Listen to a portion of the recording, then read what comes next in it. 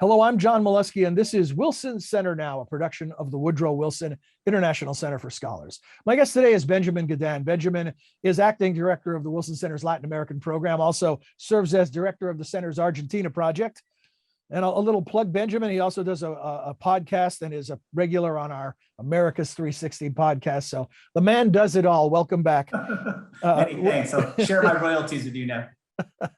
We're going to be talking today about the recently concluded Summit of the Americas. And Ben, you traveled back from the West Coast, summit wrapping up as we record this discussion. If you're the headline writer, what's the headline coming out of the summit? I mean, look, the headline is that there was a summit, right? Which wasn't certain in the first place. If anyone was following the drama of the months and even days before the summit, it wasn't really clear it would take place. There was this threatened boycott movement. And a lot of people were saying, well, if nobody shows up, is there a summit at all? So backtracking to those planning stages that were the target of criticism from all around the hemisphere, did the summit recover from that? And I know you say just the fact that it came off in the first place qualifies as a success, but was there any residue from all of the machinations leading up to the actual summit? Look, I joke that the people showing up counts as a success, but actually it is a success because that's the point of a summit. This summit takes place once every 3 years or so. The fact of all the leaders of the Americas being in the same place, discussing urgent challenges in this hemisphere, really, that is an achievement in and of itself. So did the troubled planning stage lessen expectations in a way that actually could end up being useful? It could be. Look, I think that we've misattributed a little bit of the melodrama before the summit to poor diplomacy, to poor planning, to diminish US influence in the Western Hemisphere. I think those are factors. It's hard to dispute it. But what you have right now is a really fragmented hemisphere that despite enormous problems, public health problems, of course, from the pandemic, but economic problems that predated the pandemic, ideological divisions, it's just very hard to get this group of leaders together, to get them to have productive conversations on shared challenges, and, frankly, to overcome a lot of the really problematic aspects of a lot of the leaders right now. So doing so is an achievement, frankly, and I think there were particular agreements that are of meaning, and we can discuss them, but, I think these summits need to keep happening. I do want to get into some of the specifics, but first I want to ask you, who did end up sitting out, and were those countries still represented? Yes, it appeared that most delegations were there, often at a very high level. For example, the president of Mexico wasn't there, but his foreign minister was. The president of Honduras wasn't there, but she tweeted to say, hey, relations with the US are fine, and I've sent a high-level delegation. You had a boycott from the president of Bolivia, the presidents of Guatemala and El Salvador. But fundamentally, look, the conference spaces were full. The city was packed with high-level diplomats, and serious conversations took place. Those maneuvers, boycotts or sending someone other than the head of state, are those about the relations among the nations, or are those moves that play to domestic politics? It's a variety of factors. You've hit upon some of them. I think in Mexico, there was some effort to play to domestic anti-US sentiment, to be standing up to Washington while reserving space for a good relationship, not only sending the foreign minister, but announcing an Oval Office meeting in the near future. In Brazil, there was this effort to extort the US to have a bilateral meeting between President Biden and President Bolsonaro, who had been receiving a cold shoulder during the Biden administration. And so in exchange for that, he showed up. In Central America, I think the boycott had less to do with the exclusion of a few dictatorships from the summit and more to do with bad relations over corruption and democratic backsliding in those countries. These leaders just simply didn't want to travel here to be lectured about the poor state of democracy in their countries. So the good, the bad, and the ugly, anything emerged that qualifies as a surprise, good surprise, bad surprise? I think the summit was successful in attacking the migration crisis. I think initially going in, there was this perception that that's a narrow US interest. This is a problem at the US Southwest border, and maybe it relates to southern Mexico and northern Central America. The Biden administration put in a real effort to say this is now a hemisphere-wide problem. 6 million Venezuelan refugees burdening countries like Ecuador and Colombia and others. You've got Haitians and Cubans, in addition to the traditional Central American and Mexican migrants. And it looks like they have reached a pretty significant agreement at minimum for better burden sharing and better coordination. I'd call that a diplomatic victory. We're calling it the Los Angeles Agreement or something. That's right. Yeah. And what are some of the specifics you can tell us about? I know it's early and some of that needs to emerge, but what do we know now? Yeah, I mean, above all, I think, look, you're trying to reduce human trafficking. You're trying to support communities that are hosting and ideally integrating a lot of these migrants and refugees. You're trying to address both, the root causes, but also to create more humane border solutions and just much better collaboration.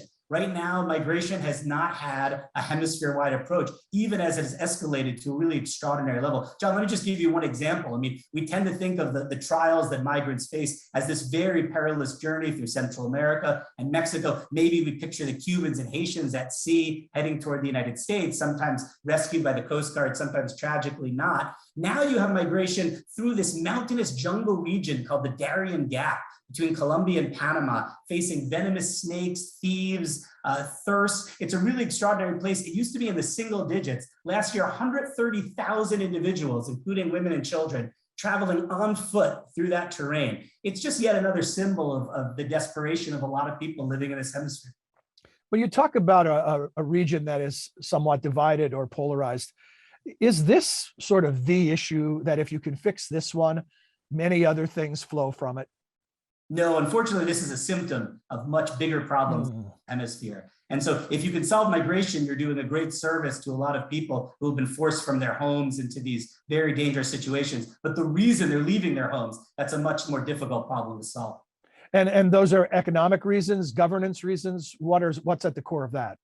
It's a combination. In places like Venezuela, you have a failed state based on a decade of corruption and authoritarianism and very high levels of repression of political opposition. In other places, it's mostly economic. You have the impacts of climate in parts of Central America, for example, that have made it difficult for people to feed themselves. You layer on top of that the impacts of the pandemic, and it's become a very difficult place for people to live, high levels of criminal violence. But I do want to emphasize, John, the governance question, because if you can give people a sense of hopefulness, a sense that government is trying to be responsive and maybe working with international partners, people, their bias is to stay, not to leave. And so I think the inclination would be to give it a shot in their homes, in their villages, in their communities. What you have is a real enduring sense of hopelessness. Depending on the day of the week, it could be a strength or a weakness, but the US tends to look at the world and see problems to be solved. And in order to solve problems among nations, of course, you need cooperation and coordination. And so on a sort of a scale of 1 to 10, if 10 is hitting on all cylinders, regional coherence, governments working together, agreeing on what the problems are and what potential solutions are, how would you rank the hemisphere currently? John, they couldn't even decide who should be at the summit, right? Conversations.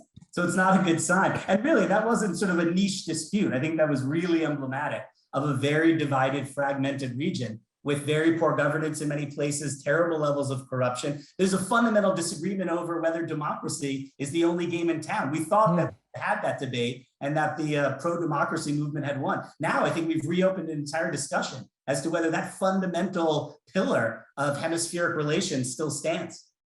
And Chinese investment in the region exacerbates that debate. Yeah, I mean, I think reasonable people can disagree as to whether China's presence in the region has promoted authoritarianism. I think to some degree it promotes the status quo. It provides resources to any government. The Chinese are agnostic, of course, as to whether it's a democracy or a repressive dictatorship. They're there to pursue their national interests and in doing so often end up helping the government that's in power. But I will say that it has made the United States less of an essential partner. And so it has reduced the United States' ability to promote democratic values. It's somewhat remarkable that you and I have been talking about the Americas for whatever amount of minutes it's been now, and neither of us has mentioned the word pandemic or COVID. And, we've been involved in many discussions over the last several years, and that looms in the background of just about everything we've talked about it. Was that a discussion point at the summit? How much of what the region is dealing with is pandemic hangover? Yeah, it absolutely was. The United States boasted of having given, I think, over 60 million doses of COVID-19 vaccines. In Latin America, one of the topics was a more resilient public health system, which not only was weakened by the pandemic, but also a lot of its weaknesses were revealed by the pandemic.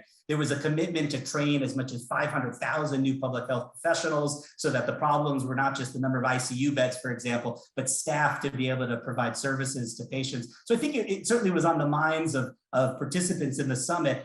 However, a lot of the problems of the region, maybe most of them, predate the pandemic.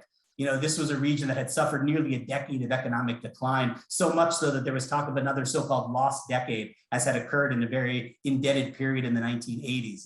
This means an entire decade with no growth or even a backsliding in terms of economic development. So this is a region that was very much harmed by the pandemic, but it had, you know, pre-existing conditions.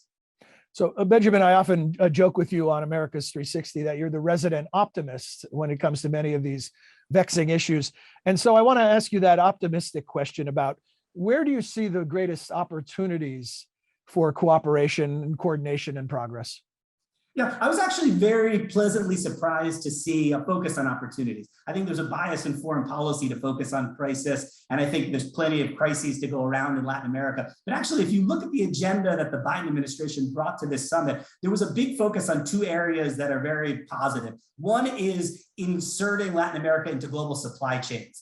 This is the idea that governments, multinational corporations, they've recognized from the pandemic disruptions that you need supply chains that are more resilient, and often that means more logical geographically. And Latin America is close by, and often it's countries that have free trade agreements with the United States, so preferential access to the US market. And then there's this idea of friendshoring.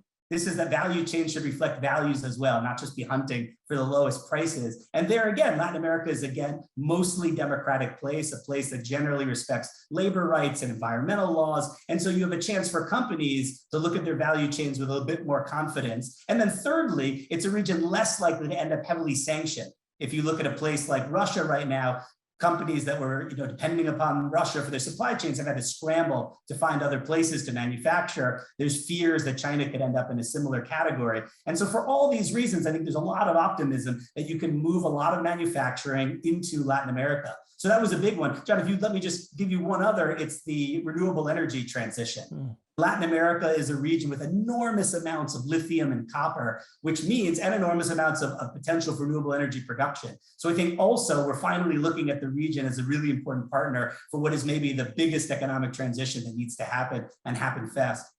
On the renewable energy topic, of course, connecting the dots, we think about climate change and the Amazon. I know President Bolsonaro, one of the things he didn't want to talk about is the Amazon. Was it a subject during the summit?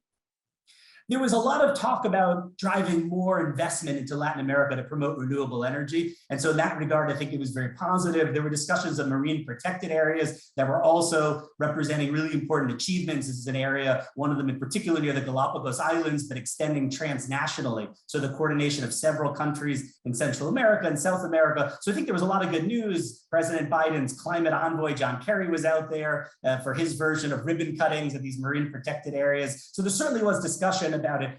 However, I think you're right. I mean, I think the issue of deforestation is certainly not solved. The issue of enforcing marine protection is certainly not solved. The transition to renewable energy is happening at the same time as countries are doubling down on oil and gas production in response in part to high hydrocarbon prices. So it's a real mix. I think biodiversity in the Americas needs a lot more protection, even as the region is finally realizing its potential in the renewable space.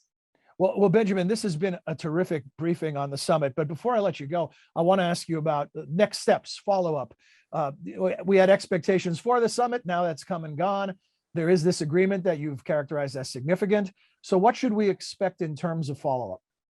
Yeah, I mean, expectations for the summits are low. If you can imagine for implementation, they're quite a bit lower. Even still, but that's the job of the summit host. It's the job of the next host to make sure that you really breathe life into these agreements. I think most of all, you need to put resources into these agreements. A lot of these, there was a new economic framework that were announced. There's sort of platforms for more conversations. And again, I think that diplomacy is essential, particularly in the divided Americas, but you really need more resources. And then that's an area where I don't think we met the expectations of some summit participants. I think there was this hope that the United States would come to the table with massive amounts of resources for critical infrastructure throughout the Americas. And instead, I think the host touched on a lot of essential themes, created structures for really important conversations, but no transformational new American capital going into a region at a moment of enormous need. Great. Thanks again. Hey, do we know when or where the next Summit of the Americas will take place? No, we don't know yet. Usually they sort of hammer that out. And so we'll find out. I'm not certain they'll announce it before this one is done. But I think it is important because the period before the summit is a really vital period for figuring out the agenda, figuring out the participants, and hopefully there'll be much more focus on the agenda than on the participants the next time around. Well, Benjamin, thanks again. Welcome back to the East Coast, and thank you for your firsthand reporting on what just happened in Los Angeles. Thanks, John. We hope you enjoyed this edition of Wilson Center Now, and that you'll join us again soon. Until then, for all of us at the center, I'm John Molesky. Thanks for being here.